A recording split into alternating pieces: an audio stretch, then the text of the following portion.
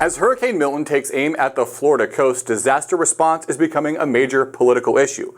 Milton is now a Category 4 hurricane barreling toward the west coast of Florida. President Biden is postponing planned trips to Germany and Angola to focus on the storm that could cause catastrophic flooding and wind damage. We will have more on the preparations being made later, but first, let's talk more about the politics of all of this. There's a war of words brewing between Vice President Kamala Harris and Florida Governor Ron DeSantis. Take a listen.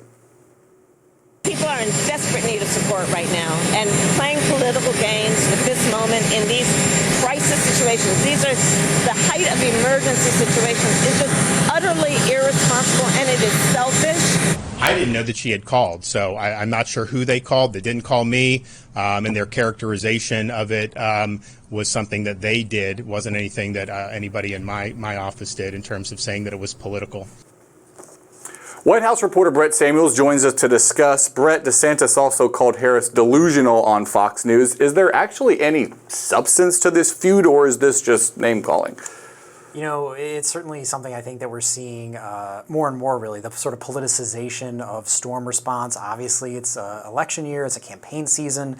We're only a month or so away from Election Day. So, you know, both sides are trying to get their barbs in here. But, you know, certainly I think that there is something to this idea that Florida Governor Ron DeSantis feels like Vice President Harris is trying to essentially use his office to score political points, to say, you know, that she tried to reach out, she tried to be sort of this leadership figure in the storm response, and that she couldn't hear back from him. And he's accusing her of essentially parachuting in, using this for her own political gain. So, you know, I wouldn't be surprised if we just kind of continue to see the barbs fly here, given it is an election season. Now, former President Trump and his supporters have been saying that the Biden-Harris administration is bungling the response in North Carolina. Of course, North Carolina is still dealing with catastrophic damage from Hurricane Helene. Now, others, including the editorial board of the state's largest newspaper, say Trump is spreading misinformation in North Carolina for political gain. Brett, you even have some Republicans on the ground in North Carolina saying Trump isn't really being helpful here. Absolutely. And again, this kind of gets back to this idea that the storm response is getting caught up in this whirlwind of politics, that campaign season, election season is essentially overshadowing the reality on the ground, that people need to get help, they need to get correct information, they need to be told, you know, how the government can help them. As you mentioned, you know, even Republican officials in North Carolina and Tennessee have sort of had to come out and bat down misinformation that is coming from former President Trump. So I think it's sort of this new age issue we're dealing with, where it's not just, you know, getting the information about what to do in the case of a storm if you're on the ground, but, you know, having to deal with what's true, what's not true, and how some people might be using this for political purposes. Yeah, political bickering aside, these storms are a big test for the Biden-Harris administration. Think back to previous presidents, George W. Bush in Hurricane Katrina, Obama in Hurricane Sandy. How important is it for the Biden-Harris administration to look competent, to look like that they are dedicating the proper amount of resources to these catastrophic events? Certainly, I think it's very important. Obviously, just given the timing, we are just a few weeks away from Election Day. Early voting is starting in a lot of states, including North Carolina, a state that was really hit hard by Hurricane Helene. Now, we have heard from Florida Governor DeSantis, Georgia Governor Brian Kemp, North Carolina Governor Roy Cooper, who's a Democrat, the others being Republicans. And all those folks have said, you know, that the Biden administration has given them everything they need, that the president has been accessible, and the White House has certainly been keen to highlight those comments. So, so far, you know, from the folks on the ground being impacted, the White House has gotten strong reviews, but, you know, whether people on the ground feel that way will certainly continue to be seen, especially as Hurricane Milton, which President Biden warned is a once-in-a-century kind of storm, bears down on Florida. In the monumental task ahead of them when it comes to that potential disaster from Milton. Kamala Harris has taken a lead over Donald Trump in the closely watched New York Times Siena College poll. This is the first time that Harris has led nationally in that poll since she took over the top of the Democratic ticket. The poll has her up 49% to 46% among likely voters. One interesting thing I saw in that poll is respondents now say that Harris is the candidate that best represents change. Now, we all know that this election will be decided in the swing states, but what do you think we can take away from this national poll? Yeah, certainly. I think, you mentioned obviously the poll finding that more respondents view Harris as the change candidate. That's something that she's really been trying hard to do, to make the case, that it's time to turn the page on Donald Trump, that he represents sort of this bitter, divisive era of politics and that voters are ready for something new. So I think that finding shows that maybe that message is breaking through and resonating. We're also seeing, independents obviously are coming around to Harris. And I think just the fact that she is ahead nationally shows that, again, like you said, battleground states are the ones to watch. But nationally, I think it shows that her message is clearly working. She's getting through to voters in this very condensed sort of campaign timeline. And certainly this is good news for Kamala Harris, I think. Oh, Kamala Harris is in the midst of a media blitz. She did 60 Minutes on Sunday. Today she's got interviews with The View, Colbert Report, Howard Stern. She's done podcasts. She was on the Call Her Daddy podcast. Shout out Daddy Gang. And she also has a Univision town hall scheduled for Thursday. People were clamoring. She's got to do more interviews. She's got to be off script more. What are the reviews that are coming in so far on these interviews? Yeah, certainly. I think, from sort of the DC bubble, I think there's this sort of frustration maybe that she's not doing more traditional media. She's not answering, quote unquote, tough questions about her agenda, her policy proposals, what she might do in office if she's elected. But from the Harris campaign's perspective, this is exactly what they want to be doing. They want to be doing sort of non-traditional media. The Call Her Daddy podcast that you mentioned, that really reaches a lot of young women, millions of listeners. The late night with Stephen Colbert reaches a lot of viewers. The View, Howard Stern. She was on the All the Smoke podcast, which is with a couple of former NBA players. These are sort of non-traditional routes that she's going to essentially meet voters where they are. And that's what the Harris campaign feels like is valuable, is who are they reaching? Is it the voters that they need to turn out, and not is it satisfying sort of the DC critics? And reaching those non-traditional voters is something that Trump, I think, has done a pretty good job of. He's done a lot of these podcasts, and if you look at social media, his clips seem to be everywhere. So it'd be interesting to see if that kind of virility comes to Harris as she goes out more. Speaking of 60 Minutes, Donald Trump was actually supposed to be on that show as well. CBS says that Trump backed out at the last minute. What was the CBS explanation for why he wasn't included in that? And then what was Trump's response? Yeah, certainly sort of, they said back and forth here. But essentially 60 Minutes, they came out a few days before this interview aired to say that Trump had backed out of the interview. On the night of the broadcast, we got a more fulsome explanation, which is essentially that 60 Minutes had this agreement in place. The Trump campaign said, yes, 60 Minutes can do this sit-down interview with Trump at Mar-a-Lago. 60 Minutes can join him for his rally in Butler, Pennsylvania over the weekend. And then the Trump campaign backed out. 60 Minutes said that the Trump campaign gave, quote unquote, shifting explanations, which I think is a fair characterization based on what we've seen from the Trump campaign. They've criticized 60 Minutes that they were going to do live on-air fact-checking. 60 Minutes says that's standard for all their pieces. The Trump campaign essentially said that, he was going to be campaigning and not available for a sit-down interview at Mar-a-Lago. Of course, Trump did have a campaign event in Michigan that same day, but that doesn't mean that he couldn't have also been at Mar-a-Lago in the morning, for example. So, we'll see if this is a missed opportunity for the Trump campaign, that Trump could have gotten, millions of eyeballs on 60 Minutes. Also said that he wanted an apology for an interview that took place back in 2020. But yeah, it'll be interesting to see. That could have been a big opportunity to reach potential voters ahead of the election.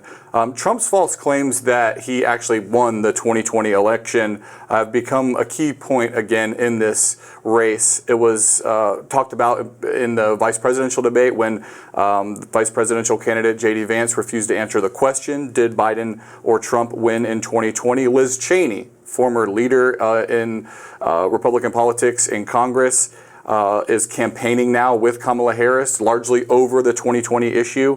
Trump's still repeating at rallies that he won in 2020.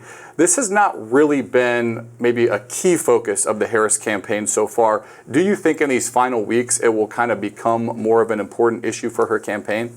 Yeah, I think it could be an important issue with a sort of very narrow set of voters, and that is the kind of maybe moderate Republican voters, independent voters who have supported Trump in the past, who are sort of skeptical this time around, but maybe they aren't sure if they want to get behind Vice President Harris and vote for her. And that's where someone like Liz Cheney, the former Congresswoman, former Trump White House officials who are coming out and being critical of Trump, those folks could actually be helpful surrogates for the Harris campaign because, as one Democratic strategist told me, essentially Liz Cheney could sort of create this permission structure that if Liz Cheney, a lifelong conservative Republican, Republican says that this is important enough that she's voting for Kamala Harris because of Trump's actions in 2020 and 2021, then maybe that's enough for some moderate Republican voters to say, I'm not just going to skip the top of the ticket, I'm actually going to check the box for Kamala Harris's name. All right, Brett Samuels, that's all I got for you. Thanks so much for joining us. Thanks, Drew. The potential for this storm to both enter Florida as a hurricane and leave Florida as a hurricane on the Atlantic coast. This could be the worst storm to hit Florida in over a century. And God willing it won't be, but that's what it's looking like right now. President Biden echoing the stern warning from experts as Hurricane Milton bears down on the Florida coast. Take a look at this video from the NOAA hurricane hunters as they flew through the storm on Monday. While Milton has been downgraded to a Category 4 storm, the National Hurricane Center says it's expected to expand in size before hitting Florida and still predict a 10 to 15-foot storm surge in parts of Florida. Right now, residents are making their final preparations before the storm hits. Alex Caprariello has the latest from Sarasota, Florida. Good afternoon, Drew. We're downtown Sarasota right now, a little bit more than 24 hours before Hurricane Milton is expected to make landfall here in Florida. The people here are just exhausted after Hurricane Helene already came and hit them. Now they're bracing for what could be an even more powerful storm. When Helene came, the water surge came up all the way to this curb. But to show you how much more seriously they're taking Milton, we're seeing business owners come here and start boarding up their windows, knowing very well that wind gusts could be surging, throwing debris all throughout the area, as well as those heavy rainfalls and that storm surge, potentially the most devastating and dangerous aspect of Milton. After these windows will be boarded up, sandbags will line the perimeter of this building, of course preparing for several feet of water that could all of a sudden be within this downtown area in an instant. Earlier today, I visited a hardware store where we saw generators being sold like hotcakes, people loading up their cars, preparing for those massive power outages. On top of that, we're seeing people really buy a lot of gas cans, batteries, waters, and chainsaws, preparing for all the debris that's going to come. I spoke to one man who's only lived in Florida for about 15 months. He said he and his family are bracing for Milton, but sure are nervous. Take a listen. A little bit nervous. I haven't seen anything quite like this, and but we have a newer home that I feel is pretty safe. We're just buying a generator, so we have a little bit of a backup plan. It was pretty serious, obviously damaging, and this one makes me a little bit more nervous. It seems like the news is really a little bit nervous about this one, which makes everybody else nervous. People just trying to get their gear, their emergency equipment. They're just trying to figure out what's next. This storm is going to hit us. It's pretty tragic. It's going to be a big storm. It's going to look like maybe Charlie or Andrew. Already here on the ground, we've seen FEMA officials preparing for this storm to come, as well as Florida Power and Lighting, setting up a sort of staging area here in Sarasota. They're going to be tasked with restoring electricity to the thousands of people that will inevitably lose power. Drew. Thank you, Alex. Turning now to the campaign trail. Happening this week, First Lady Jill Biden is set to hit the campaign trail for Vice President Kamala Harris. Her trip starts in Yuma, Arizona on Friday and will take her through a tour of critical swing states, making stops in Nevada, Michigan, Wisconsin, and will wrap up in her hometown of Philadelphia early next week. But the First Lady isn't the only high-profile figure hitting the campaign trail recently. News Nation's Blake Berman breaks down some of the celebrities who have been campaigning for candidates in today's Political Minute. Bringing in the heavyweights, I'm Blake Berman with News Nation. Two of the most famous people in the world joining the campaign trail in the final stretch, Barack Obama and Elon Musk. Former President Obama hits the campaign trail for Vice President Kamala Harris this week. He'll campaign in swing states through Election Day. In 2020, during COVID, Obama campaigned for President Biden in swing states at least half a dozen times. In 2016, when he was the sitting president, he campaigned for Hillary Clinton at least a dozen times. And the richest man in the world is joining former President Donald Trump's side. Elon Musk, founder of SpaceX, Tesla, owner of X, campaigning beside Trump over the weekend. Now, it was Musk's first in-person appearance, though he often supports Trump online to his 200 million followers on X. I'm Blake Berman, and this is the News Nation Political Minute. The Biden administration setting a new deadline for cities to address lead in their water supply. They now have just 10 years to replace all lead pipes. The new rule also revises the way lead amounts are measured. It comes a decade after Flint, Michigan began taking water from the Flint River, introducing lead into tap water there and causing a water crisis. The new rule is the strongest overhaul in standards in nearly 3 decades. The EPA says it will prevent up to 900,000 infants from having low birth weight and avoid up to 1,500 premature deaths per year. That's today's Daily Debrief. I'm Drew Petrimoulx. Be sure to like, share, and subscribe to the Hill's YouTube channel, and come back here soon for the intersection between politics and policy.